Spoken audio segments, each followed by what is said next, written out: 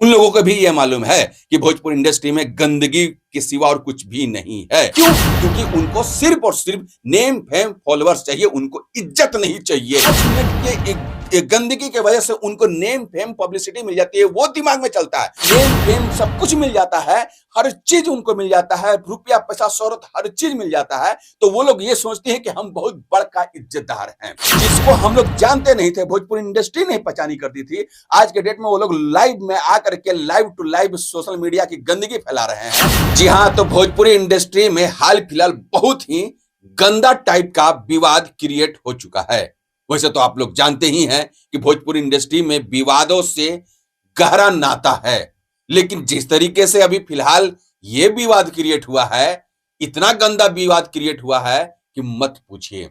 अगर आप लोग एजुकेटेड हैं, अगर आप लोग समझदार हैं, अगर आप लोग किसी की बातों को समझते हैं, गौर करते हैं और उस पर तर्क करते हैं, तो आप लोगों से एक रिक्वेस्ट रहेगा कि इस वीडियो को कंप्लीट देखिएगा और देखने से ज्यादा सुनने का प्रयास कीजिएगा।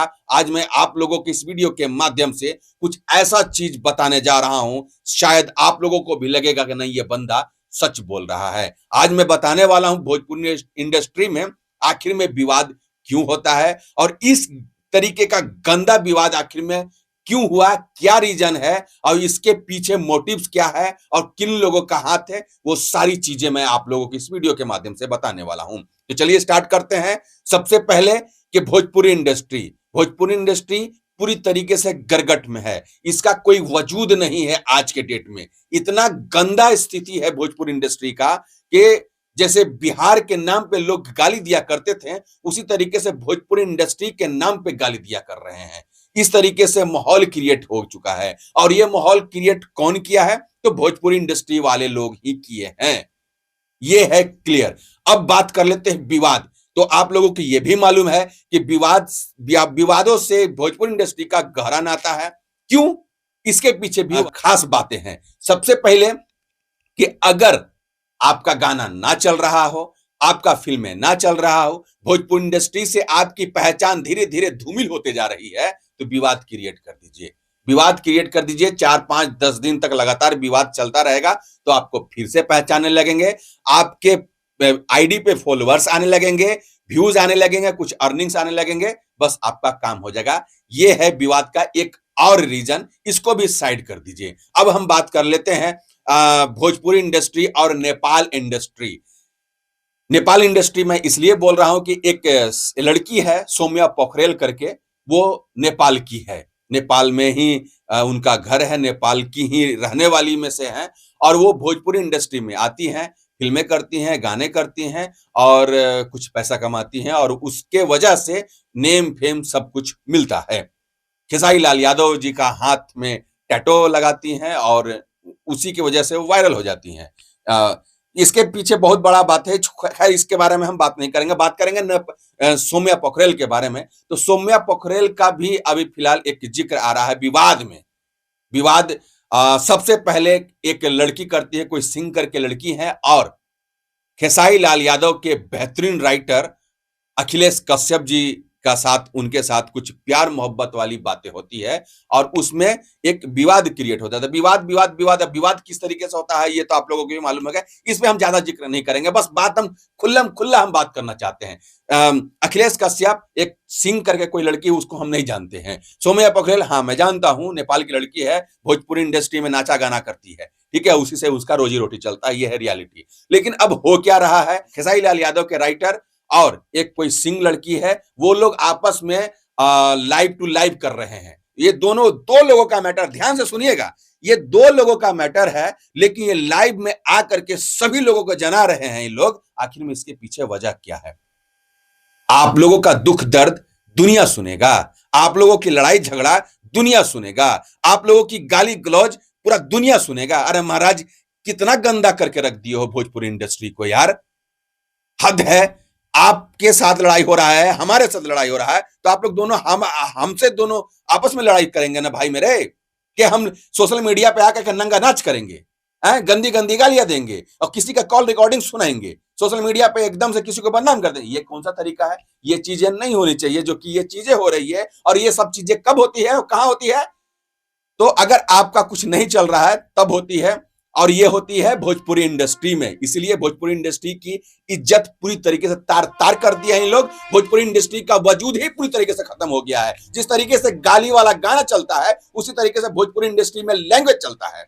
यह है हकीकत। और रही बात विवाद, तो विवाद तो हमेशा होते रहता है। अब बात कर लेते हैं सौम्या पोखरेल का। तो इन दोनों मैटर्स, इन दोनों के विवाद में सौम्या पोखरेल का भी नाम आता है। सबसे इंपॉर्टेंट बात यह कि अगर लड़की लड़की लड़की समझने वाली बात है कि कुछ भी होता है तो सबसे पहले फसाद का जड़ लड़कियां होती है, और भोजपुरी इंडस्ट्री में लड़कियां ही,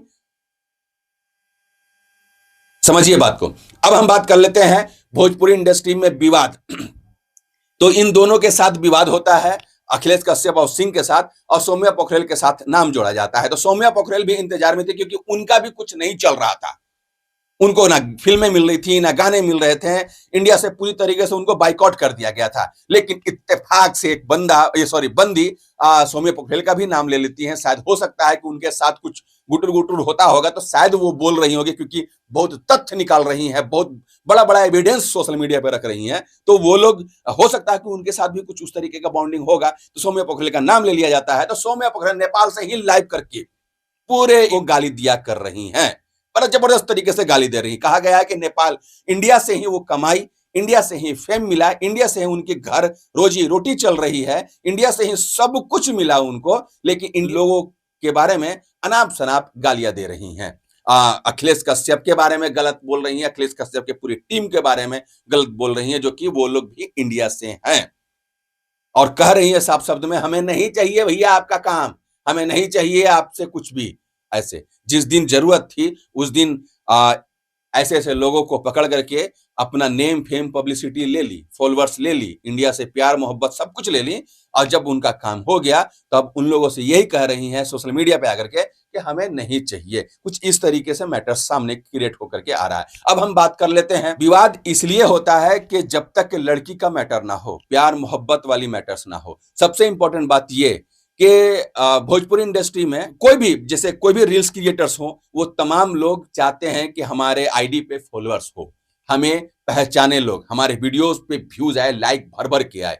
ऐसे लड़के लोग भी करते हैं, ऐसे लड़कियां लोग भी करती हैं। लड़के लोग तो साफ सुथरा कपड़ा पहन करके jeans, T shirts, long shirts, हर चीज पहन करके रील्स क्रिएट कर लेते हैं, और गलती से वायरल हो जाते हैं तो उनको पब्लिसिटी मिल जाती है। लेकिन लड़कियां जितना गंदा कपड़ा पहनेंगी, जितना छोटा कपड़ा पहनेंगे, उतना ही उनके वीडियो पे व्यू आता है।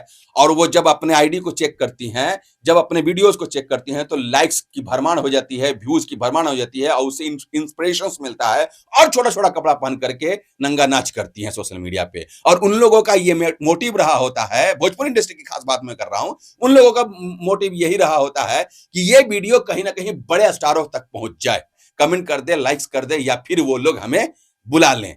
इस तरीके से उन लोगों का मोटिव रहता है, और शायद गलती से पहुंच जाता है, और शायद वो लोग बुला लेते हैं तो वो छट से वहां तक पहुंच जाती हैं।